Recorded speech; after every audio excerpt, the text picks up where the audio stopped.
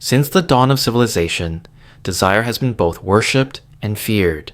It moves the world as much as the wind moves the sea. Yet among all forms of desire, none has been more misunderstood, misrepresented, or mystified than that of the feminine. Philosophers, poets, and priests alike have spent centuries trying to uncover its essence, only to find themselves lost in its labyrinth. To understand the ancient truth about female desire, we must travel not just through history, but through the corridors of myth, psychology, and philosophy itself, into that sacred space where eros and logos, passion and reason converge. In the earliest myths, the feminine was never merely human. It was elemental. The woman was the earth, the moon, the mysterious force that gave birth to all things. She was not a person but a principle, the principle of life itself. The ancients did not see female desire as something separate from nature. They saw it as nature's own longing to know itself. In ancient Sumer, Inanna descended into the underworld to meet her shadow, the dark twin of her own being, representing the descent of desire into the depths of self-discovery. In Greece, Aphrodite was born from the foam of the sea, a symbol of creation emerging from chaos. And yet, even then, the same myths warned, the power that creates can also destroy. Desire, when misunderstood, becomes madness. When understood, it becomes divine. Plato, in his Symposium, hinted that desire, eros, is the ladder by which the soul ascends toward truth. For him, all longing, even sexual longing, was the soul's dim memory of unity, its hunger to return to the divine. But Plato's insight, profound as it was, became distorted by centuries of moral suspicion. The Christian age, inheriting Greek reason, but rejecting its sensual openness, recast female desire as temptation. Eve's apple, Pandora's box, Lilith's rebellion. The sacred was replaced by shame. The same fire that once symbolized creation became a warning flame against sin. The female body, once the vessel of cosmic power, became a thing to be controlled, purified, or feared. Yet the ancients knew something deeper. They understood that what we call female desire is not limited to sex. It is the desire for life, for connection, for the merging of opposites. It is a metaphysical hunger. The woman's longing is not merely for man, but for wholeness, for the reunion of the divided soul. This is why, in myth, the feminine is always both nurturing and dangerous. She brings life, but also the test of transformation. She asks, not only for touch, but for truth. The man who seeks her without understanding himself will drown in her waters. The one who approaches her with reverence will find in her reflection the face of God. Modern minds often reduce desire to biology, to hormones and instincts, but the ancients saw it as a bridge between the mortal and the divine. To them, desire was the movement of the soul itself. When a woman desires, she is enacting a sacred drama that has been unfolding since the first breath of the universe, the longing of the cosmos to know itself through form. Female desire, in this view, is not about possession. It is about participation in creation. It is not about taking, but becoming. The ancient truth is that desire, when fully awakened, is not a flame that consumes. It is a light that reveals. In every culture, you find echoes of this truth. The Greeks gave us Persephone, the maiden abducted into darkness. The Jews gave us Lilith, the woman who refused to submit. The Christians gave us Mary, pure yet silent. Each symbol reveals the same pattern. Female desire reduced to obedience or demonized into rebellion. But philosophy remembers. Even in the works of men who sought to control it, traces of her truth remain. Aristotle saw woman as potentiality, passive matter awaiting form. Yet hidden in his logic lies the deeper meaning. The feminine is the field of becoming itself. She is not empty. She is pregnant with possibility.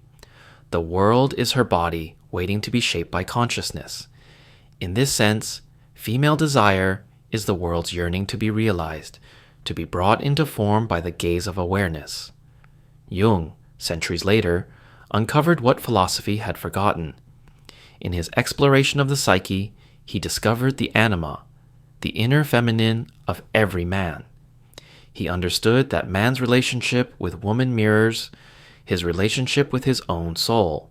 When he fears or suppresses the feminine, he becomes fragmented. When he honors her, he becomes whole. The female figure in dreams, myths, and stories is not merely external. She is the symbol of the inner world calling for integration. Thus, female desire is not a threat, it is a guide. It leads us inward into the mystery of our own completeness. Nietzsche, though often misread, understood this paradox. He warned that when reason kills instinct, life becomes sterile. You must have chaos within you to give birth to a dancing star, he wrote. Female desire is that chaos, not disorder, but creative uncertainty, the fertile darkness from which light is born. To suppress it is to kill the music of existence. To honor it is to let the world breathe again. In the ancient mystery schools, initiation always involved a descent, a symbolic death before rebirth. The initiate entered the womb of the goddess, the cave, or the temple, and there faced his deepest fears. He learned that desire is not the enemy of wisdom, but its gateway. For desire reveals where the soul still yearns to grow. Female desire, in particular, exposes the hidden hunger of the world, to be seen, to be known, to be loved without fear. When a woman desires, she is not simply reaching outward. She is awakening the dormant gods within another. Her longing calls him into being, just as the earth calls the sea to rise. This is the sacred reciprocity that the ancients revered. The male without the female is incomplete, not in body but in essence. He is potential without direction, form without movement. The female teaches him how to feel, how to surrender, how to live. But the tragedy of modernity is that we have forgotten how to surrender. We equate surrender with weakness, when in truth it is the highest wisdom. The river surrenders to gravity and becomes the sea. The seed surrenders to darkness and becomes the tree. The soul surrenders to love and becomes divine.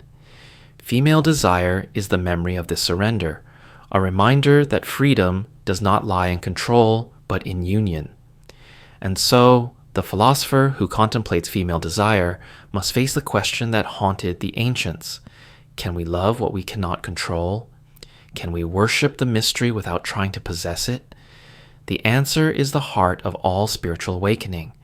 For to truly see the woman, to truly honor her desire, is to recognize that she is not the other. She is the reflection of your own soul, the echo of the divine longing that brought you into being. The ancient philosophers said that truth hides in plain sight, reflected in the things we fear to look at directly.